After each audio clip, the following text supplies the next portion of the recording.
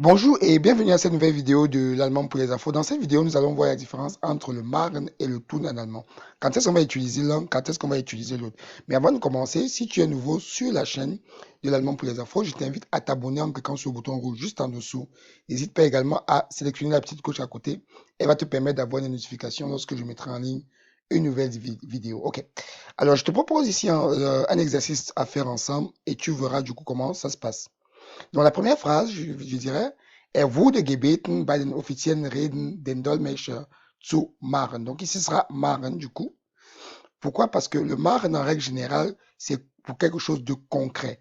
Alors que le tun, n'est-ce pas, c'est quelque chose d'abstrait. D'accord? Donc c'est ça la différence entre les deux. Donc le machen, vous allez utiliser pour quelque chose de concret et le tun pour quelque chose de d'abstrait. OK?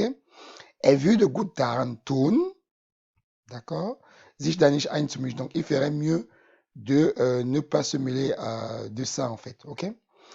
3, man will ihn zum Direktor machen. Donc du coup, on veut le nommer directeur. Directeur parce qu'il a l'étoffe pour ça en fait. OK? Er tut, donc il fait. Er tut als wäre er im Recht und erlaubt sich allerlei. Erlaubt sich allerlei. Donc il fait comme si il aurait raison et il se permet du coup tout en fait.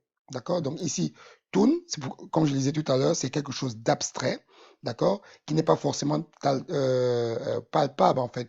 D'accord? C'est plus quelque chose d'abstrait. Donc ici, ce sera tun dans ce cas-ci. OK?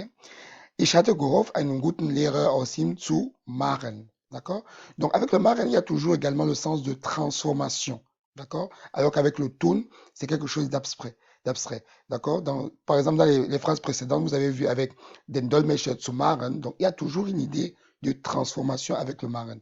Donc, lorsque vous avez cette idée de transformation-là, ce sera le machen. OK? Et la dernière phrase que je vous propose aujourd'hui, du hast gut reden, so etwas ist leichter gesagt als getan. OK?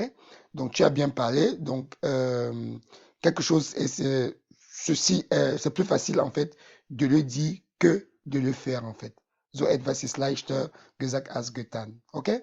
Donc, voilà un peu la différence entre le machen et le tun. Donc, le machen pour quelque chose de concret, d'accord? Il y a toujours une idée de transformation derrière. Et le tun pour quelque chose de plus abstrait, d'accord? Qui n'est pas forcément quantifié, qui n'est pas forcément palpable en fait. OK? Contrairement au marraine. J'espère que cette vidéo vous a aidé. N'hésitez pas à liker la vidéo si elle vous a apporté de la valeur. Et bien sûr, si vous souhaitez aller plus loin dans votre apprentissage, j'offre des services du coup d'accompagnement personnalisé. Si vous souhaitez me joindre, vous avez mon mail dans la barre de description sur YouTube. Merci de m'avoir écouté et à très bientôt pour une nouvelle vidéo de l'allemand pour les afros.